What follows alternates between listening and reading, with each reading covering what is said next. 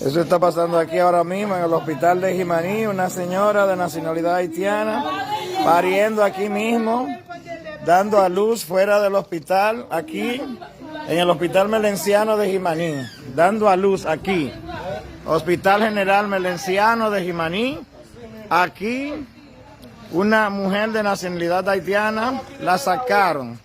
¿Qué fue lo que pasó? ¿Qué pasó? Nosotros llegamos aquí y los doctores no quieren atender a uno.